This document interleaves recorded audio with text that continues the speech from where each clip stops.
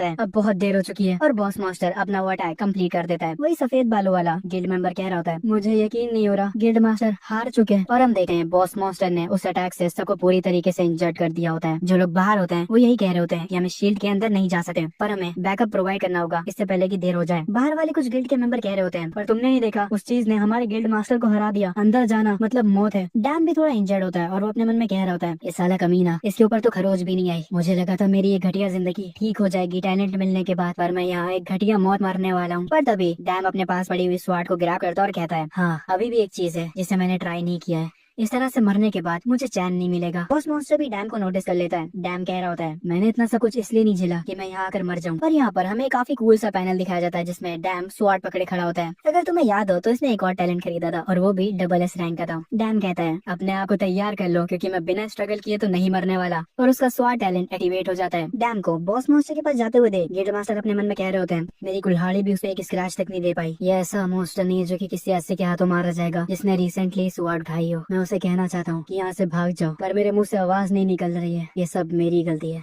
हम इस boss monster को बुल कहेंगे। बुल अपना हाथ डैम की तरफ बढ़ाता है, पर तभी हमें कुछ कटने की आवाज आती है और सब लोग शॉक हो जाते हैं। और अगले सीन में हम देखते हैं डैम ने उस बुल का एक हॉर्न काट दिया होता है। डैम अपने मन में कह रहा होता है, मैंने बस एक छोटा सा जुआ खेला था, पर जब मैंने स्वाड उठाई उसी मोमेंट मुझे ये लगने लगा कि मैं इसको काट सका हूँ। और अगले सीन में डैम उसके ऊपर वापस से 3-4 कट्स मारता है। डैम अपने मन में कह रहा होता है, ये मेरा पहली बार है जब मैंने एक असली स्वाड पकड़ी है, ऐसा लग रहा है जैसे ये मेरी बॉडी का पार्ट हो, ये है मेरा स्वाड का टैलेंट। डैम खुश हो जाता है और अपना बुल खुश नहीं लग रहा होता। वो डैम की तरफ भागते हुए आता है अटैक करने के लिए। डैम उसे सेंस कर लेता है और अगले मोमेंट बुल के ऊपर 3-4 कट्स और डैम यहाँ पे काफी प्यारी मूवमेंट्स कर रहा होता है। गिल्ड मास्टर काफी ज्यादा हैरान होते हैं और अपने मन में कह रहे होते हैं, 6 नहीं क्या उसने 7 अटैक लगातार करे, मैं उन्हें अपनी आंखों से देख भी नहीं पाया, ये अनबिलीवेबल है। पर ये सोचना ये एक मार्शल आर्ट आर्टिस्ट नहीं बल्कि एक स्वॉर्ड मैन था, फिर भी ये काफी नहीं है। हम डैम को देखते हैं जो कि कह रहा होता है, आखिर इस बंदे की स्किन कितनी मोटी है। और हम देखते हैं बुल्स की सिर्फ खरोच आई होती है, वो कटा नहीं होता। और अब ये सफेद बालों वाला बंदा पगला जाता है और कहने लगता है, जैसा सोचा था यहाँ से निकलना इम्पॉसिबल है, हम सब मरने वाले हैं, साले तेरी ही गलती है ये सब। उसकी बातें सुन के गिल्ड मास्टर कह रहे होते हैं, बकवास मत कर, उसके अटैक्स काफी बढ़िया हैं, उसके स्किल लेवल को हम ईस्ट के सबसे बेस्ट स्वॉर्ड मैन से कंपेयर कर सकते हैं, उसके पास स्किल्स तो हैं, पर यहाँ पर प्रॉब्लम है उसकी स्वॉर्ड जल्दी ही टूटने वाली है। डैम कह रहा होता है, मैंने बस इसे थोड़ी देर ही इस्तेमाल करा है और अभी से इसकी ये हालत हो गई, इसके हिसाब से ये ज्यादा नहीं टिकने वाली, मुझे इसके वाइटल पॉइंट पे अटैक करना होगा और इसके लिए मुझे इसके पास जाना होगा। ये कह के डैम बुल पे क्लोज इन करने लगा है, पर बुल भी रेडी होता है डैम के ऊपर अपने मुक्के बरसाने के लिए। पर डैम बड़ी आसानी से उसके अटैक को डॉज कर लेता है और उसको एक साइड किक दे मारता है, पर उससे कुछ खास फर्क नहीं पड़ता। डैम तुरंत ही अपने स्वॉर्ड को उसके फेस की ओर फेंकता है, पर ये सिर्फ उसको डिस्ट्रैक्ट करने के लिए था। अगले मूवमेंट उसको एक अपर किक पड़ती है एंड डैम हवा में अपनी स्वॉर्ड को दोबारा से पकड़ लेता है और कहता है, आखिरकार तुम मेरे हाथ आ गए। पर उतनी देर में बुल खुद को संभाल लेता है और डैम का ये प्लान बेकार जाता है। बुल अपना सर जमीन पे दे मारता है, उसके इम्पैक्ट से डैम थोड़ा दूर चला जाता है और डैम के स्वॉर्ड की हालत और खराब हो जाती है। वो अपने मन में कह रहा होता है, मेरी स्वॉर्ड अपनी लिमिट पर है और मार्शल आर्ट इस पे काम नहीं कर रही है, इसके बाद वाला अटैक आखिरी होगा, अगर बस मुझे ओपनिंग मिल जाए तो। और डैम को शायद से कोई ओपनिंग दिख जाती है और वो मुस्कुराने लगता है और हम देखते हैं बुल वापस से वही थॉर का अटैक यूज करने वाला होता है। गिल्ड मास्टर ये सब देख रहे होते हैं और वो कह रहे होते हैं, यही वो टेक्निक है जो उसने पिछली बार यूज करी थी। और वो डैम को उसके फाइटिंग स्टैंस में देखते हैं और कहते हैं, क्या ये लड़का उससे सामने से फाइट करने का प्लान कर रहा है। और हमें यहाँ पे वापस से काफी बढ़िया पैनल दिखाया जाता है, पर डैम की स्वॉर्ड की कंडीशन बहुत ही खराब होती है। गिल्ड मास्टर किसी तरह उठे और कहते हैं, मुझे किसी तरह उसकी मदद करनी होगी। तभी उन्हें वो चीज याद आती है जो डैम ने उनसे कहा था, क्या होगा अगर हम बिना देखे भी लड़ सके तो। गिल्ड मास्टर उसी डरे हुए व्हाइट बालों वाले मेंबर से कहते हैं, तुम मेरी बात सुनो, मेरी रोब में एक बहुत ही बड़ी आइटम है, यही तुम्हारा मौका है शाइन करने का, क्या तुम ट्राई करना चाहोगे। डैम बुल पे अटैक करने के लिए तैयार होता है और कह रहा होता है, बस एक मौका, मुझे उसके वाइटल पॉइंट पर स्ट्राइक करना है बस। डैम और बुल एक दूसरे को देखे जा रहे होते हैं और फाइनली बुल और डैम एक दूसरे की तरफ बढ़ते हैं, वो भी काफी तेज, और दोनों ही तैयार होते हैं एक दूसरे पे अटैक करने के लिए। डैम अपनी स्वॉर्ड को घुमाता है और बुल के चेस्ट पे एक अटैक करता है, पर उसकी तलवार टूट जाती है। डैम कहता है,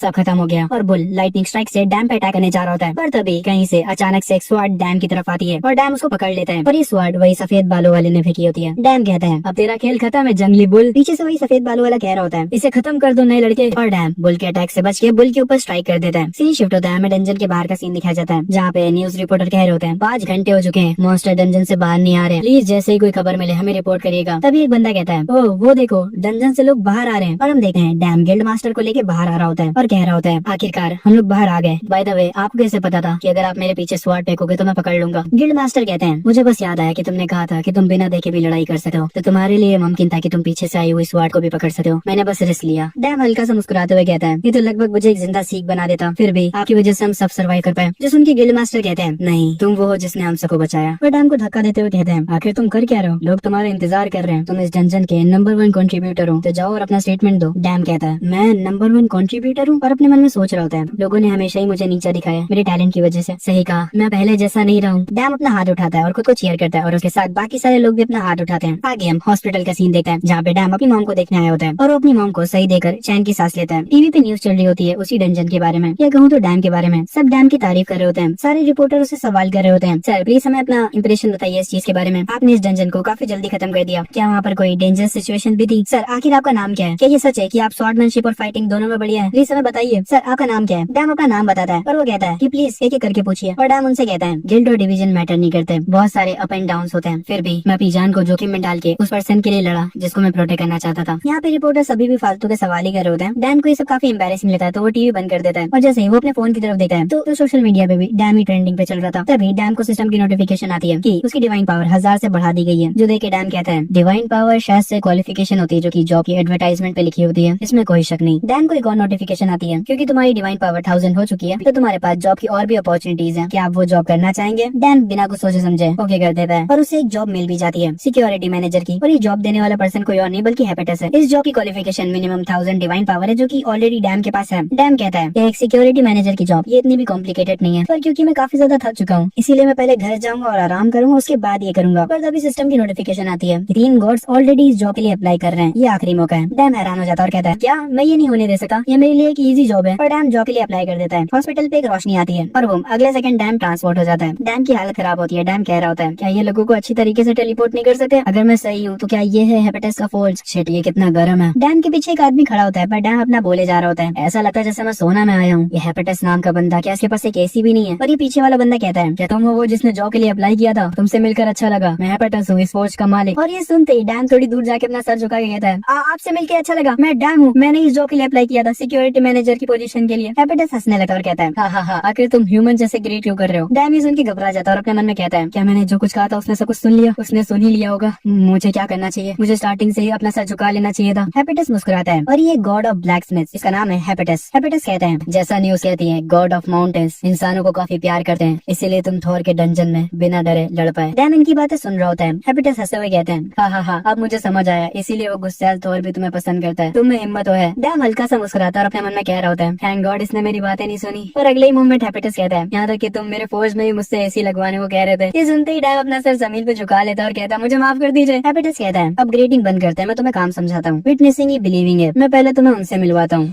और हेपेटस मुझे नहीं पता इसे क्या कहते हैं पर इस चीज को बजाता है और इसका साउंड काफी तेज होता है। पर ये सुन के भागते हुए कुछ डॉर्फ यहाँ पे आते हैं और हेपेटस के सामने बैठ जाते हैं। हेपेटस इन डॉर्फ से कहता है ये गॉड यहाँ पर आज काम करेगा मैनेजर बन के, इसे ग्रीट करो। और ये डॉर्फ कहते हैं हम आपकी सर्विस में है मैनेजर। डैम कहता है तुम्हारा शुक्रिया, मुझे स्मिथ में काम करना तो नहीं आता पर मैं अपना बेस्ट करूंगा। हेपेटस हंसते हुए कहता है तुम्हें इतना परेशान होने की जरूरत नहीं है, नए लोग भी ये काम कर सकते हैं। डैम कहता है हाँ तो ये उससे आसान रहेगा जितना मैंने सोचा था। हेपेटस डैम के पास जाता है और उसके कानों में कहता है बंदे काफी स्किल्ड हैं पर इनके पास कुछ क्राफ्टी फिंगर्स भी हैं, एटीट्यूड काफी प्रॉब्लम क्रिएट करता है। जैसे तुम्हें पता नहीं है डॉग्स छोटे एनिमल होते हैं पर वो गुस्सैल भी होते हैं, तो ये ऐसा सीन है। जब भी मैं कोई और काम करता हूँ तो मैं कुछ चीजें घुमा देता हूँ, जैसे पेंडेंट जो कि मैंने फ्रेजा को गिफ्ट देने के लिए बनाया था वो पिछले हफ्ते खो गया। Freya goddess of beauty and love है। डैम हैरानी से पूछता है इन्होंने मिस फ्रेजा का सामान भी चुरा लिया? हेपेटस कहता है तुम ये नहीं कह सकते, यही चीज तो इसे प्रॉब्लमेटिक बनाती है। बेसिकली हेपेटस कहना चाहता है जो डॉर्फ उसके साथ काम करते हैं शायद से वही उसका सामान चुरा रहे हैं। डैम डॉर्फ को देखते हुए अपने मन में कह रहा होता है ये देखने में ऐसे तो नहीं लगते। हेपेटस अपने बैग से एक सामान निकालता है और कह रहा होता है मुझे एक दिन की छुट्टी लेकर ओलंपिस जाना पड़ रहा है, इसीलिए ये चीज मैं तुम्हें दे रहा हूँ। वैसे मुझे लगता तो नहीं कि एक दिन में ज्यादा कुछ हो जाएगा। और वो डैम को एक वेपन देता है जिसका नाम होता है हेरेक्लस क्लब जो कि ऑलिव ट्री से बना है और ये काफी ज्यादा ओपी आइटम है, इसीलिए डैम इसको देख के हैरान रह जाता है और अपने मन में कह रहा होता है ये कुछ ज्यादा ही कमाल का आइटम है। हेपेटस मुस्कुराता है और अपना डायमेंशन गेट खोलता है और डैम से कहता है तो अब मैं जाने वाला हूँ, बाय बाय, प्लीज मेरे स्मृति का ध्यान रखना गॉड ऑफ माउंटेन्स। डैम कहता है वेट अ सेकंड, पर आपने मुझे बताया नहीं कि मुझे क्या करना है। हेपेटस कहता है मुझसे ये पूछ रहे हो, ये तब तक ठीक रहेगा जब तक तुम मुझसे ताकतवर हो और बस थोड़े नरम लोग हैं। और हम डैम के पीछे 3 खतरनाक मुस्कुराते हुए चेहरे देखते हैं। हेपेटस यहाँ से चला जाता है। डैम के पीछे एक बंदा हथौड़ा लिए खड़ा होता है। डैम के पसीने छूट रहे होते हैं। डैम पीछे मुड़ के कहता है हाँ ग्रीटिंग खत्म हो गई, मेरा ध्यान रखना प्लीज। पर हम डॉर्फ के खतरनाक चेहरे से देख सकते कि वो डैम का ख्याल तो नहीं रखने वाला। डैम अपने मन में कहता है तो इसीलिए मुझे हेपेटस ने हेरक्लेस क्लब दिया क्योंकि वो जानता था ये होगा। डैम मुस्कुराता और कहता है हाँ डॉर्फ आखिर तुम थोड़ा रिलैक्स क्यों नहीं हो जाते और इसे थोड़ा इजी क्यों नहीं लेते? मुझे अभी अभी काफी कूल वेपन मिला है, इससे तुम्हें नुकसान पहुंच सकता है। पर अगले ही पैनल में वो डॉर्फ गन निकाल लेते हैं। भाई ये इलीगल चीज है मानवा में, तुम चीटिंग कर रहे हो। और ये देखे डैम के एक्सप्रेशन बदल जाते हैं और उनमें से एक डॉर्फ सिगरेट जलाता है। हमें कुछ देर बाद का सीन दिखाया जाता है, कुछ लोग बातें कर रहे होते हैं और डैम बेहोश पड़ा होता है। डैम की धीरे धीरे आंख खुल रही होती है, सामने 2 लोग खड़े होते हैं, ऑफ कोर्स वो भी डॉर्फ है। वो लोग आपस में बातें कर रहे होते हैं। भाई तेरे हाथों में ये क्या है? ये आइटम हेपेटस ने बनाया है, मैंने सुना था ये नेकलेस गॉड फ्रेया के लिए था, हम बहुत ज्यादा अमीर हो जाएंगे अगर हमने इसको बेच दिया तो। तभी डैम पूरी तरह से होश में आ जाता है और वो ये नोटिस करता है कि उसे रस्सी रस्सियों से बांध दिया गया है। वो डॉर्फ भी ये चीज देख लेते हैं और कहते हैं आखिर ये कमीने के साथ क्या, ये इतनी जल्दी कैसे उड़ गया? हमने इसे काफी खतरनाक गन से मारा था, क्या इसका मतलब है ये इडियट भी एक गॉड है? डैम इनसे कहता है तुम सब कितने ज्यादा फियरलेस हो, पर तुम्हें क्या लगता है कि ये सब करने के बाद तुम ठीक रहोगे? तुमने जिससे पंगा लिया है वो 12 मेन गॉड्स में से एक है ओलंपस का, तुमने उसकी स्मृति में ये करा है। डैम को लग रहा होता है कि ये उन बंदों को डरा रहा है। डैम कहता है ये तुम्हारा आखिरी चांस है, मेरी रस्सी खोल दो, इससे पहले चीजें और बिगड़े। पर अगले मोमेंट में वो दोनों डॉर्फ हंसने लगे और कहते हैं तुम्हें क्या लगा तुम हेपेटस की बात करोगे तो हम डर जाएंगे? अगर हमें उसका डर होता तो हम ये चीज करते ही ना। ये सुनने के बाद डैम का माइंड ब्लैंक हो जाता है। तभी उन डॉर्फ का एक साथी आता है और कहता है भाइयों हमने वो सारी चीजें ले ली है जिनके बदले बढ़िया पैसे मिल सके, तो अब हम लोग जाने की तैयारी कर रहे हैं। ये डॉर्फ कहते हैं हाँ ठीक है, मैं इस कमीने को एक और शॉट मार के आता हूँ। हम देखते हैं डैम के हाथों में एक ब्लेड होता है जिससे वो अपनी रस्सी खोलने का ट्राई कर रहा होता है। ये डॉर्फ बातें कर रहे होते हैं इस साले बेवकूफ को पार्ट टाइम पे रखा किसने, मुझे नहीं लगा था ये इतना ईजी होगा। बंदा डैम के पास जाता है, डैम कह रहा होता है तुम पछताओगे। ये लोग हंसने लगते और कहते हैं हाँ हम पछताएंगे, ठीक है ठीक है।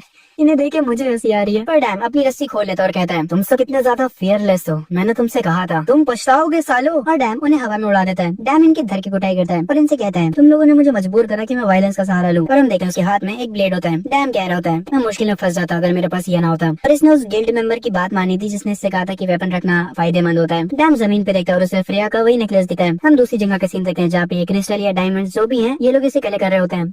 ये बंदा कहता है बॉस हमने सारे मिनरल्स लोड कर लिए हैं, पर हमने सारे आर्मर भी लोड कर लिए हैं। बॉस यहाँ पर भी काम हो चुका है हमारा। और ये बंदा जिसके मुंह में सिगरेट है ये इनका बॉस है। ये मोटा पीले बालों वाला बंदा कहता है सब चलो हमारे बॉस रेड फिश को कुछ कहना है। और ये है डॉर्फ का कैप्टन रेड फिश जो कि हेपेटस के लिए काम करता है। बाकी के दो डॉर्फ कह रहे होते हैं सब बॉस की बात सुनो, हम इसे रेड फिश कहेंगे। रेड फिश कहता है भाइयों हम वो ट्राइब है जो की अपनी स्पिरिट से माउंटेन्स को भी जला सके, हमारे पास बेस्ट माइनर्स है और वॉरियर्स भी। पता नहीं कहाँ से बट छुपते छुपाते डैम भी यहाँ आ जाता है। रेड फिश की बातों पे वापस आते हैं। वो कहता है हम रिवॉर्ड के लिए काम करते हैं पर हमारे काम में हमारा प्राइड होता है, पर क्या हमें कभी रिस्पेक्ट से ट्रीट किया गया है? इस जगह का मालिक हेपेटस ने हमें हमेशा नीचा दिखाया है।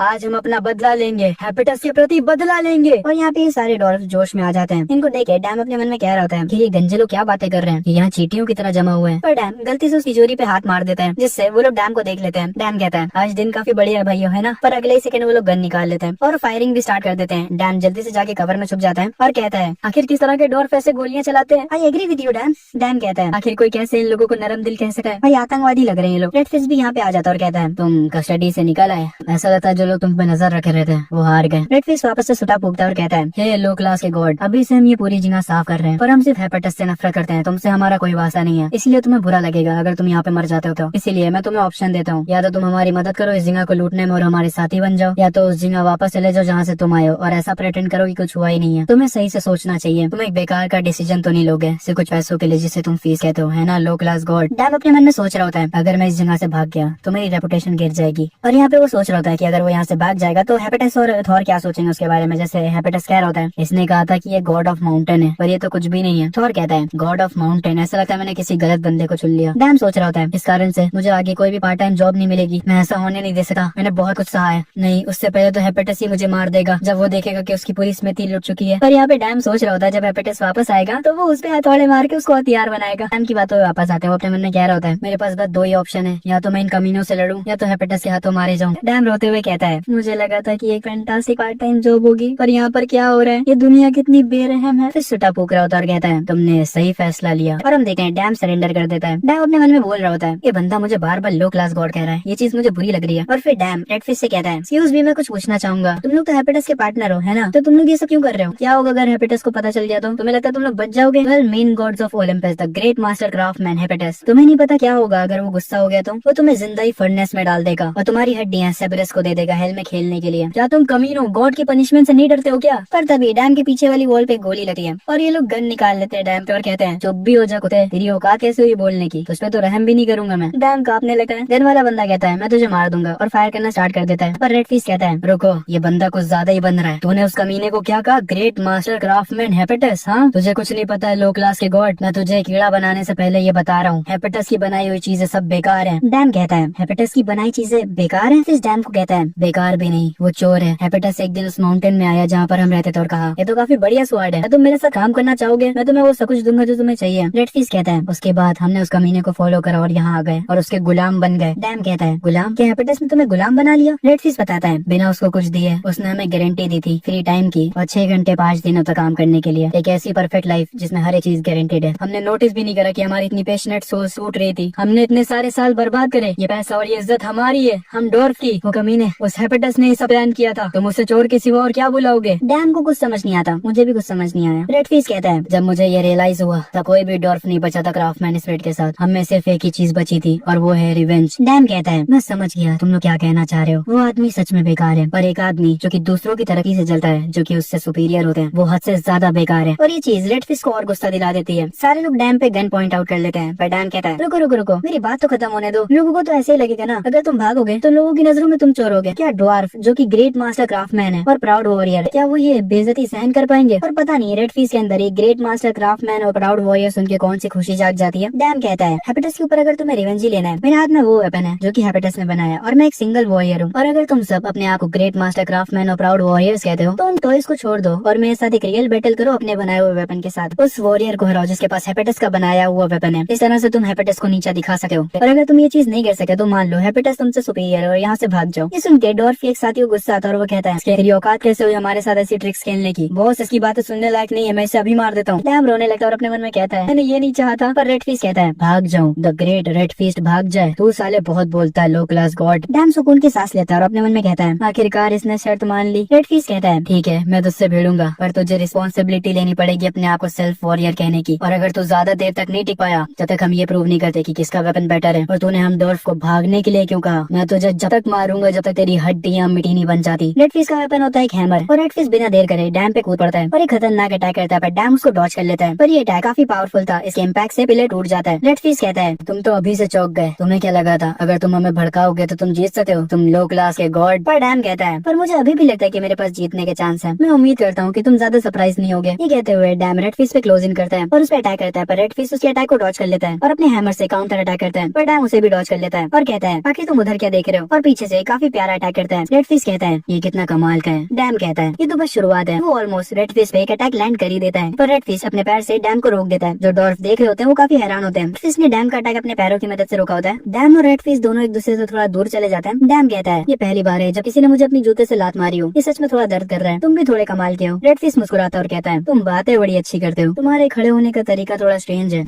पर ये बढ़िया है अपनी लिमिट को पता करने के लिए, तुम छोटे पिद्दी स्वॉर्डमैन। डैम कहता है क्या तुम ये सारी चीजें मेरे स्टैंस को देख के पता लगा सकते हो। रेडफिश कहता है कौन बेवकूफ नहीं लगा सका, मैंने ना तो कहीं सुना है और ना ही कहीं देखा है कि कोई ब्लंट वेपन को ऐसे यूज करेगा। तुम्हारे शार्प स्वॉर्ड इंटेंट काफी ज्यादा ग्रेट है, ये मुझे गूज़बम्प्स दे रहे हैं। रेडफिश बेसिकली कह रहा है कि उसको ये फाइट में मजा आ रहा है। रेडफिश कहता है आखिर उस वक्त को कितना टाइम बीत चुका है जब मेरा दिल ऐसे धड़का था, तुम या तो मुझसे इक्वल हो या मुझसे सुपीरियर हो। बाकी के डॉर्फ शॉक होता है और कहते हैं ये कमीना बॉस के लेवल का है। रेडफिश कहता है मुझे माफ करना, मैं इतनी देर से तुम्हें लो क्लास गॉड कह रहा था और तुम्हें अंडर एस्टिमेट कर रहा था, पर अब तुम्हारी ताकत को इज्जत देने के लिए मैं अपनी पूरी पावर यूज करने वाला हूँ। और काफी कूल तरीके से डैम कहता है आजा फिर बढ़ते हैं। फिर डैम पे क्लोज इन करता है और उस पर अटैक करने जा रहा होता है, पर डैम उसको हेराक्लिस क्लब से रोक लेता है और एक जंप करके हवा में जाता है और रेडफिश पे अटैक करता है, पर रेडफिश उसको डॉज कर लेता है और इनकी काफी बढ़िया फाइट चल रही होती है। बाकी के डॉर्फ ये देख के काफी शौक होते हैं, उनको ये परफॉर्मेंस ऐसा लग रहा होता है जैसे की कोई आयरन स्मिथी में वेपन बना रहा हो, उसी की आवाजें और हवा में वाइब्रेशन और आयरन के चिल्लाने की आवाज, ये वो साउंड है जब तुम कोई वेपन बनाते हो तब आता है। इस लड़की का हथौड़ा हमारी सोल पे लग रहा है। रेडफिश कहता है ये ब्लैक स्मिथ की सोल जैसा है और डैम की कई बातें याद करने लगा है, जैसे कि जो इंसान जेलसी के कारण सब कुछ बिगाड़ दे वो अपने से सुपीरियर बंदे से जलने लगे, वो और भी घटिया होता है। रेडफिश अपने मन में कह रहा होता है मैं इन बातों से इनकार नहीं कर सकता, अपने आप को उन चीजों पे ब्लेम करना जिन पे मैं अच्छा नहीं हूँ, उससे बेहतर मैं किसी ऐसे को ब्लेम करूँ जो उन चीजों पे अच्छा है। जिस दिन मुझे हेपेटस से ऑफर मिला था तब बड़े सपने और इमोशंस जो हमारे अंदर थे वो बाहर आए। रेडफिश हेपेटस का बनाया हुआ वेपन देखता है और फिर अपना बनाया हुआ वेपन देखता है। रेडफिश बेसिकली इस चीज से जेलस है हेपेटस से। हेपेटस एक परफेक्ट क्राफ्टमैन है जबकि रेडफिश नहीं है। क्या रेडफिश की बातों पे वापस आते हैं, वो कह रहा होता है ये काफी पैथेटिक स्टोरी है, उन पहाड़ों से बाहर आने के बाद जो सब कुछ भी हुआ वो सब बेकार था। और हम प्रेजेंट पे आते हैं जहाँ पर हम देखते हैं डैम ने रेडफिश को हरा दिया होता है, उसका हथौड़ा दूर जाके गिर रहा होता है। रेडफिश की आंखों में आंसू होते हैं और वो अपने मन में कह रहा होता है सच में ये मेरी हार है। डैम रेडफिश के ऊपर एक और अटैक करने जा ही रहा होता है, पर वो लैंड होने से पहले कोई उसके अटैक को रोक लेता है और वो होता है हेपेटस और वो कहता है अब बस करो, सब कुछ बेकार हो गया क्योंकि मैं यहाँ थोड़े समय के लिए नहीं था। एक पल के लिए लगा कि मैं किसी और के घर में आ गया हूँ, पर मैं सच में जानना चाहता हूँ आखिर जब मैं यहाँ पर नहीं था तब यहाँ पे क्या हुआ। हुआ है। मुझे लगा ही था कि तुम दोनों आपस में लड़ोगे, पर इस बर्बादी को देखो जो तुम लोगों ने करी है। वेल, इन चीजों को छोड़ो, मुझे लगता है मुझे प्रॉपर एक्सप्लेनेशन चाहिए इन चीजों के लिए। हैप्पीटस ये अपने खजाने को लोडेड देखने के बाद कहता है, और रेडफिश से कहता है, क्या तुम मुझे बताओगे यहाँ पर क्या हुआ? रेडफिश अपने घुटनों पे आ जाता है और कहता है, मैंने ये सब कुछ अकेले करा है, मेरी ट्राइब का इसमें कोई दोष नहीं है। पीछे से बाकी के डॉल्फ कह रहे होते हैं, बॉस आप ये क्या कह रहे हैं? हैप्पीटस कहता है, तुमने खुद से करा है, क्या मैं रीजन जान सकता हूँ? रेडफिश अपने मन में कह रहा होता है, मैं समझता हूँ कि मुझे पनिशमेंट मिलनी चाहिए मेरे गलत फैसलों के लिए, पर मेरी ट्राइब ने कुछ भी गलत नहीं करा है, उन्होंने बस अपने घटिया से कैप्टन में विश्वास करा। फिर हैप्पीटस को सब कुछ बताने जा रहा होता है और कह रहा होता है, मैं ये लूटने में डैम रेडफिश के कंधे पे हाथ रख के कहता है, अरे उसके बारे में मैंने इसे ये करने को कहा था, माफ करना इतनी सारी चीजों के लिए। रेडफिश हैरान होता है और पीछे से कहता है, लो क्लास गॉड, आखिर तुम किस बारे में बात कर रहे हो? डैम कहता है, ड्वार्फ कैप्टन ने बस वो करा जो मैंने कहा था। हैप्पीटस कहता है, ये सब तुमने कराया है, मैंने अपनी स्मृति तुम्हारे भरोसे छोड़ी थी, क्या तुम मुझे इसका एक्सप्लेनेशन दोगे? डैम कहता है, वेल अभी के लिए इस पे जरा नजर मारो। और ये वही फ्रिया का नेकलेस होता है। हैप्पीटस कहता है, तुमने इसे ढूंढ लिया? डैम कहता है, हाँ मुझे ये याद था कि तुमने कहा ये गुम गया है। फिर ये नेकलेस देखने के बाद अपने मन में कहता है, ये पक्का वही नेकलेस है जो कि मैंने उन लोगों को दिया था जो उसको गार्ड कर रहे थे। अगर इसने कहा कि इसे ये मेरे आदमियों के पास से मिला है, तो मेरे आदमियों को भी सजा मिल सकती है। हैप्पीटस डैम से पूछता है, तुम्हें ये कहाँ से मिला? मैंने इसे बहुत ढूंढा पर मुझे तो नहीं मिला। डैम कहता है, वेल कैप्टन रेडफिश ने मुझे ये ढूंढ के दिया, क्योंकि मैं सुपरवाइजिंग का काम कर रहा था, इसलिए मेरे पास बहुत ज्यादा टाइम था, इसीलिए हमने वेयरहाउस से सारा सामान निकाल दिया अच्छे से ढूंढने के लिए। रेडफिश की बॉडी छोटी है, इसीलिए उसने हर वो जगह ढूंढा जहाँ वो ढूंढ सकता था, और फाइनली उसे वो नेकलेस मिल गया। हैप्पीटस कहता है, रेडफिश क्या ये सच है? रेडफिश कुछ कह नहीं पाता, सब यहाँ पे काफी सीरियस लग रहे होते हैं, खास करके डैम। पर अगले सेकंड हैप्पीटस हंसते हुए कहता है, अरे जो कुछ भी हुआ एटलीस्ट तुमने मेरी स्मृति का अच्छे से ध्यान रखा और मुझे नेकलेस भी ढूंढ के दिया, अब मैं इससे ज्यादा क्या ही मांग सकता हूँ तुमसे। डैम थोड़ा थका हुआ होता है और कहता है, हाँ मुझे ये जान के खुशी हुई। हैप्पीटस डैम के कंधों पे हाथ रखा और कहता है, डैम तुम बढ़िया बंदे हो, अब मुझे समझ आया था और तुम्हें क्यों पसंद करता है। डैम थैंक यू बोलता है। हैप्पीटस वो हैमर उठाता है जो कि रेडफिश ने बनाया हुआ होता है। हैप्पीटस कहता है, मुझे चिंता थी कि तुम लोगों का मोटिवेशन खत्म हो रहा हो, तुम लोग ब्लैक स्मिथ का काम छोड़ने वाले हो, पर ऐसा लगता है जैसे मैं फालतू में ही चिंता कर रहा था। इस हैमर की और हेलिक्स स्लब की टकराने की आवाज माउंट ओलंपस तक आ रही थी, और इस पे एक सिंगल स्क्रैच भी नहीं है। ये अभी भी नहीं, यह पहले से ही बेहतर वेपन है। यहाँ पे हैप्पीटस रेडफिश के बनाए हुए वेपन की तारीफ कर रहा होता है और रेडफिश से कह रहा होता है, मैं ऐसे ही तुम्हारे बनाए हुए और भी हैमर्स देखना चाहूंगा, चलो साथ में अच्छे से काम करते हैं। और ये सुन के रेडफिश के साथ उसकी पूरी ट्राइब रोने लगी है और कहती है, यस सर। हैप्पीटस डैम से कहता है, गॉड ऑफ माउंटेन, ऐसा लगता है जैसे मैंने अच्छा डिसीजन लिया ये जॉब तुमको देकर। तुमने ये जॉब भी अच्छे से नहीं करी बल्कि मुझे नेकलेस भी ढूंढ के दिया, इसीलिए ये नाम तुम्हारे लिए। तुमने मेरी एक्सपेक्टेशन से ज्यादा अच्छा काम करा, तो इसे बस एक छोटा सा गिफ्ट समझो। डैम ये गिफ्ट देख के बहुत ज्यादा खुश हो जाता है और अपने मन में कह रहा होता है, ये तो बहुत ही कमाल की चीज है, ये शायद ऐसी चीज है जो मुझे एसएस रैंक का क्विज कंप्लीट करने पे मिली थी। मुझे लगा था कि मुझे हेराक्लिस क्लब मिलेगा गिफ्ट में, पर आखिर ये क्या चीज है? डैम हैप्पीटस से कहता है, अब मैं मना नहीं कर सकता तो मैं इसे ले लेता हूँ, आपका बहुत बहुत शुक्रिया। पर जैसे ही डैम उस बॉक्स को खोलता है तो उसके अंदर एक मॉन्स्टर जैसा कुछ होता है। हैप्पीटस कहता है, अरे बेवकूफ सही से देखना उसे। डैम कहता है, ये एक बेबी फॉक्स है, ये क्यूट तो है पर मुझे एक मॉन्स्टर पेट देना थोड़ा ज्यादा है। हैप्पीटस उस फॉक्स को उठा लेता और कहता है, क्या तुम कह रहे हो कि तुम्हें ये नहीं चाहिए? हैप्पीटस उस फॉक्स के कानों में कुछ बोलता है और उसके बाद वो फॉक्स एक बहुत ही खतरनाक तलवार में ट्रांसफॉर्म हो जाता है। हैप्पीटस कहता है, ये कितनी शर्म की बात है कि तुम्हें ये नहीं चाहिए। डैम हैरान होता और कहता है, ये स्वार्ड में भी बदल सकती है? हैप्पीटस कहता है, सिर्फ स्वार्ड में ही नहीं बल्कि और भी चीजों में, फर्क नहीं पड़ता ये स्वार्ड हो इसलिए तो या स्पीयर हो, ये एक एसेंस वेपन है, ये यूनिवर्स के किसी भी वेपन में बदल सकती है जब तक वो वेपन इसी की साइज की है। तो मैं कहूँ तो ये बहुत ही प्रीशियस है, ये गॉडेस ट्रेजर है। और ये कितनी बुरी बात है कि तुम्हें ये नहीं चाहिए, कि तुमने कहा है कि तुम्हें ये नहीं चाहिए तो मैं इसे डॉर्फ को दे देता हूँ। ये सुनते ही डैम जल्दी से हैप्पीटस के पास आता और कहता है, आखिर मैं सर हैप्पीटस के दिए हुए गिफ्ट को कैसे मना कर सकता हूँ? हैप्पीटस कहता है, पर तुमने ही तो कहा था तुम्हें नहीं चाहिए, क्या तुमने अपना माइंड बदल लिया? डैम कहता है, अरे बिल्कुल नहीं, मैंने बस इसे एक बार मना करा था, वो भी पोलाइटनेस के साथ। सर मैं इसका बहुत अच्छे से ध्यान रखूंगा। डैम उस फॉक्स को पकड़ लेता और कहता है, यार तुम कितने क्यूट हो, क्योंकि तुम व्हाइट और फ्लफी हो तो आज से तुम्हारा नाम है स्नो व्हाइट। क्या तुम्हें ये पसंद आया? हम इस फॉक्स को अब से स्नो व्हाइट या स्नो कहेंगे। हैप्पीटस स्नो के सर के ऊपर हाथ रखे हुए कहता है, मून गॉडेस सलीना ट्रेजर, मैं इस मूनलाइट फॉक्स की ओनरशिप तुम्हें देता हूँ। डैम कहता है, क्या ये हो गया? हैप्पीटस कहता है, हाँ अब ये तुम्हारा है, और हाँ मैं तुम्हें वो कबाड़ भी दूंगा जो मैंने बनाया था, वो वेयरहाउस में बना तो उससे भी अपने साथ ले जाना। हैप्पीटस डायमेंशन गेट खोलता और कहता है, मेरे पास करने को भी और भी काम है तो शायद से तुम्हें जाना होगा, रास्ते में अपना ख्याल रखना। और हम देखते हैं डैम ने भर भर के सामान लिया हैप्पीटस से। डैम कहता है, मेरे बारे में फिक्र करने के लिए शुक्रिया। डैम जाने लगता है, तभी यहाँ पे रेडफिश आता है और कहता है, शुक्र है कि तुम अभी तक गए नहीं। आखिर क्यों? आखिर तुमने क्यों हमारी मदद करी? हम तुम्हें मारने वाले थे अगर तुम हमारे रास्ते में आते तो। तुम सच में एक डिस्पोजेबल ट्रैश थे, तो आखिर क्यों? डैम कहता है, मुझे पता है क्योंकि ये सिमिलर था मेरी पास्ट की लाइफ से और तुम लोग भी सेम थे। रेडफिश कहता है, सिमिलर? क्या यही वो रीजन था? क्या ऐसी कोई चीज है जो तुम्हें चाहिए? डैम कहता है, परेशान मत हो, मैं तुमसे कुछ नहीं मांगने वाला। आफ्टर ऑल हम सब ऐसे ही तो जीते हैं एक दूसरे की मदद करके। और जहाँ तक की बात सर हैप्पीटस की रही तो उन्हें सब पता था पर वो चुप रहे। ठीक है अब मैं चलता हूँ, बाय बाय। डैम यहाँ से चला जाता है। रेडफिश कहता है, डैम मेरी पूरी ट्राइब की तरफ से तुम्हारा शुक्रिया। हमारी ट्राइब के नाम पे जो कलंक लगा है वो तो नहीं मिट सका। मैं उम्मीद करता हूँ कि मैं एक दिन तुम्हारा ये फेवर जरूर लौटाऊंगा। दोबारा से तुम्हारा बहुत बहुत शुक्रिया। और रेडफिश वापस से लौट जाता है हैप्पीटस के पास काम करने के लिए, और इस बार वो जोश में होता है। सीन शिफ्ट होता है ह्यूमन वर्ल्ड में। डैम जो चीजें हैप्पीटस से लाया था वो उसे बेचने वाला है। आगे हम एक बंदे को देखते हैं जिसका नाम होता है जेबिन। उसकी उम्र होती है 37 साल। वो कम उम्र से ही इस फील्ड में हंटर के मैनेजर के तौर पे काम करता आया है और पिछले ही हफ्ते वो इस कंट्री के one of the biggest Hunter department store का जनरल मैनेजर बना है। वो शराब पी रहा होता है और कह रहा होता है, क्योंकि मैं इस कंट्री पे एक हायर पोजीशन पे हूँ तो फिर मुझे अपना अतीत भूल जाना चाहिए और एक बड़े आदमी जैसी जिंदगी जीनी चाहिए। वो अपनी टाई को ठीक कर रहा होता है और कह रहा होता है, मुझे अपनी टाई को ऐसे नहीं रखना चाहिए, मैं दोबारा से ऐसी मिस्टेक नहीं करूंगा। लोग कहते हैं जो पोजीशन मेरे पास है वो आदमी को बड़ा बनाती है, जिस पोजीशन पे मैं हूँ वो काफी बढ़िया है। पर अगले मोमेंट जेबिन का मुंह बन जाता है और वो अपने मन में कह रहा होता है, जिस पवित्र जगह को मैंने बनाया है आखिर उसमें इसके जैसा भिखारी कैसे आ सकता है। और ये भिखारी किसी और को नहीं बल्कि हमारे डैम को कह रहा होता है, जो कि यहाँ पे अपना सामान बेचने आया होता है। वैसे ये लग भी रहा है भिखारी। जेबिन अपने मन में कह रहा होता है, क्या ये कोई हंटर है? इसका पेट कितना छोटा है और इसके पास तो कोई आर्मर या वेपन भी नहीं है। मुझे एक चीज तो पता है, इसके जैसे बेवकूफ खुद को हंटर समझते हैं और फालतू का सामान उठा लाते हैं डंजन से। अपना मैनेजर डैम से कहता है, आपका स्वागत है हंटर डिपार्टमेंट स्टोर में, मैं आपको गाइड करता हूँ, प्लीज मेरे साथ आइए। और वो डैम को उस जगह पे लेके जाता है जहाँ पे सामान या वेपन्स की चेकिंग होती है और कहता है, यहाँ पे तुम इनको वो सारा सामान दिखा सकते हो। और ये जेबिन नाम का बंदा डैम को बिल्कुल भी सीरियस नहीं ले रहा होता है। खैर वो बूढ़ा आदमी उस सामान को देखता है जो डैम लाया होता है और कह रहा होता है, ये आखिर तुम्हें ये सब कहाँ से मिले? डैम कहता है, मुझे ये सामान किसी जानने वाले ने दिया है। जो सुन के पीछे खड़ा मैनेजर काफी गुस्सा होता है और कहता है, मैं बिल्कुल सही था, तुम बकवास की चीजें उठा लाए हो हमारे हंटर स्टोर में। और वो उस बूढ़े आदमी से पूछता है, सर ये जो भी चीजें लाया वो सब बकवास है ना? है ना? जो सुन के वो बूढ़ा आदमी कहता है, मैं यहाँ पे 40 सालों से काम करता आया हूँ और तुम वो पहले आदमी हो जो इन चीजों को बकवास कह रहे हो। ये सारी की सारी चीजें हाईएस्ट क्वालिटी की हैं, ये सब 4 स्टार इक्विपमेंट है। जो सुन के मैनेजर काफी हैरान हो जाता है और अपने मन में कहने लगता है, नामुमकिन, आखिर एक इंडिविजुअल के पास इतने हाई क्वालिटी के इक्विपमेंट कैसे आए? क्या ये कोई बड़ा आदमी है?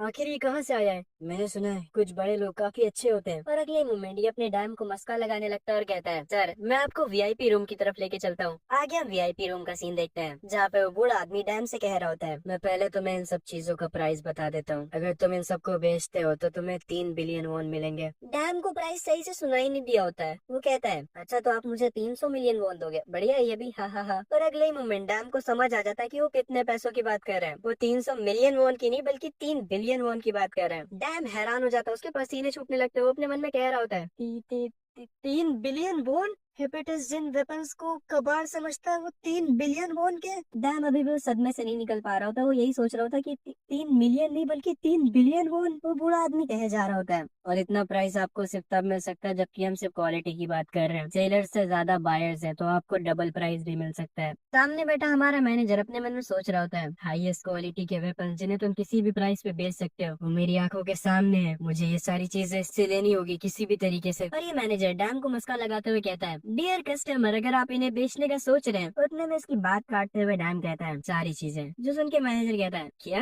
डैम कहता है, मैं सारी चीजें बेच दूंगा। और डैम अभी 3 बिलियन वॉन के बारे में ही सोचा जा रहा होता है। ये सुन के मैनेजर काफी खुश हो जाता है। वो अपने मन में कह रहा होता है, एंजल, ये पक्का स्वर्ग से आया हुआ कोई एंजल है, इसके साथ शायद मुझे आगे चल के प्रमोशन मिल सकता है। पर तभी इसकी उम्मीदों पे पानी मारते हुए डैम कहता है, पर मैं ये वाले डिपार्टमेंट स्टोर में कुछ नहीं बेचने वाला। मैंने कभी ऐसे बंदे को नहीं देखा जो कि अपना हाथ जेब में रख के लोगों को गाइड करता है। वेल, क्योंकि मैनेजर ने डैम को काफी घटिया तरीके से ट्रीट किया होता है, इसलिए डैम इनके डिपार्टमेंट स्टोर में कुछ नहीं बेचता। जिसकी वजह से अपने जेबिन भाई साहब, जो कि जनरल मैनेजर हुआ करते थे हंटर डिपार्टमेंट स्टोर के, वो पहले ऐसे इंसान बने जिन्होंने अपनी हाईएस्ट पोजीशन एक हफ्ते में गवा दी। मुझे सीरियसली इस बंदे पे हंसी आ रही है। आगे हम दो लोग को देखते हैं जो कि डैम को थैंक यू बोल रहे होते हैं। डैम अपने बैंक का बैलेंस चेक करते हुए कहता है, ये सपना तो नहीं है ना, मेरे बैंक में पैसे है। आखिर 3 बिलियन वॉन में कितने जीरोस होते हैं? आगे वो कहता है, ये लोग भी मेरे इक्विपमेंट्स को देख के शॉक हुए थे, पर उतना नहीं जितना वो डिपार्टमेंट स्टोर वाला बंदा हुआ था। क्या मैं सच में थोड़ा भिखारी टाइप लगता हूँ? वेल, क्योंकि मैं सारा दिन इधर उधर घूमता रहता हूँ शायद से इसलिए। पर तभी डैम की नजर किसी चीज पे पड़ती है और वो कहता है, ये बढ़िया है, क्योंकि मैंने काफी सारे पैसे कमा लिए तो मुझे खुद को एक प्रेजेंट देना चाहिए। कल सुबह उठते ही मैं मॉम से मिलने जाऊंगा। और नेक्स्ट सीन में हम हॉस्पिटल का सीन देखते हैं जहाँ पे डैम की मॉम कह रही होती है, डैम तुम काफी समय बाद आए हो, पर तुम इतनी सारी चीजें लेके क्यों आए हो? और हम देखते हैं डैम अपनी मॉम के लिए काफी सारे गिफ्ट्स लाया होता है। जो डैम की मॉम की फ्रेंड होती है वो कहती है, सच में तुम्हें कभी कभी टीवी भी देख लेना चाहिए। और टीवी पे डैम की न्यूज चल रही होती है कि कैसे उसने मेज डंजन को क्लियर करा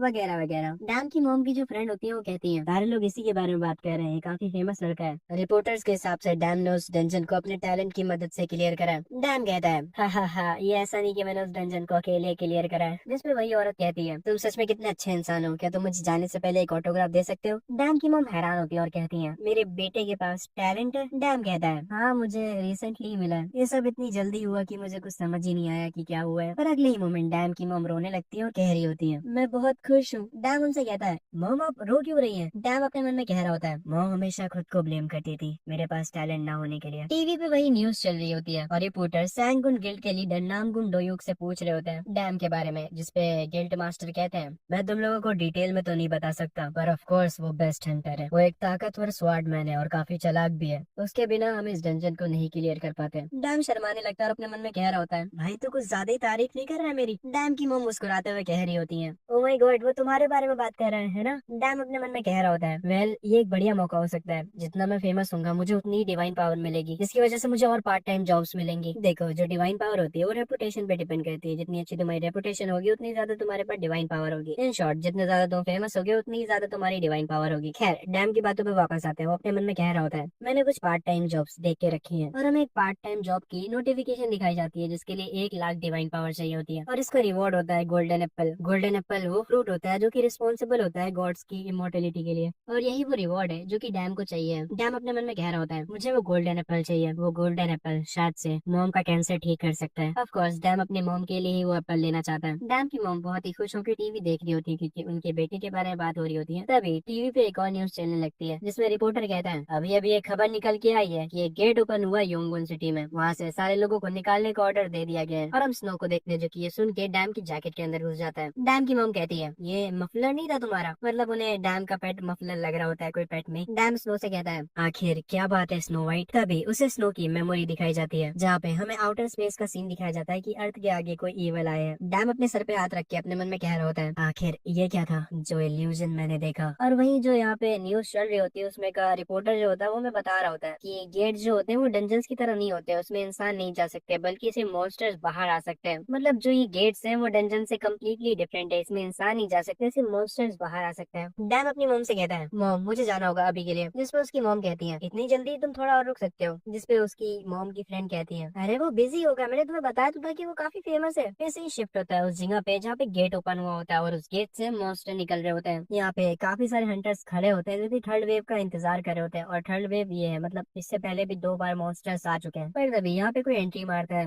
और कह रहा होता है, तो यहाँ पर है वो गेट है ना? और नीचे वाल बाकी के हंटर्स लड़ रहे होते हैं और ये बंदा अपना डैम होता है जो कि कह रहा होता है, चलो चलते हैं आगे। मॉन्स्टर्स की थर्ड वेव भी खत्म हो जाती है। एक हंटर कहता है कि मॉन्स्टर की थर्ड वेव भी खत्म हो गई है, जिसपे दूर से इनका टीम लीडर चिल्लाते हुए कहता है, अभी के लिए सब जाओ, ब्रेक ले लो जब तक अगली वेव नहीं आती, पर अच्छे से रहना, रिपोर्टर्स तुम्हें देख रहे हैं। पर तभी एक हंटर की नजर ऊपर पहाड़ी पे पड़ती है और वो देखता है कि वहाँ पे कोई लड़का खड़ा है और ये अपना डैम होता है। वो भागते हुए अपने टीम लीडर के पास जाता है उन्हें ये बात बताने के लिए, पर टीम लीडर गुस्से में उसी के कॉलर पकड़ के कहने लगता है, आखिर तुम फॉर्मेशन से बाहर कैसे निकले? मैंने कहा था ना कि रिपोर्टर्स यहीं पे हैं। जिसपे वो हंटर कहता है, अरे ये वो चीज नहीं है, ऊपर देखिए ऊपर। और ऊपर हमारा डैम खड़ा होता है। टीम लीडर कहता है, वो क्या चीज है? जिसपे वो हंटर कहता है, मुझे लगता है कोई सिविलियन दिखाई दिया वहाँ पर। टीम लीडर कहता है, सिविलियन? पर यहाँ पर आना तो मना था ना। और ये देख के टीम लीडर अपने टीम मेंबर का मुंह पकड़ के गुस्से में कहता है, तो आखिर तू यहाँ पर कर क्या रहा है बे? जाओ और उसे लेकर आओ। और ये सब होते हुए रिपोर्टर्स देख रहे होते हैं, वो आपस में बातें करने लगते हैं। तुम्हें क्या लगता है वहाँ पर क्या हो रहा है? मुझे लगता है कि एक सिविलियन दिखाई दिया है, पर मैंने सुना था कि टीम लीडर काफी बढ़िया बंदा है। हाँ पर अभी देख के लगता है कि वो एक सिविलियन को भी यहाँ आने से नहीं रोक सकता। उससे ये पूछ कह रहा होता है,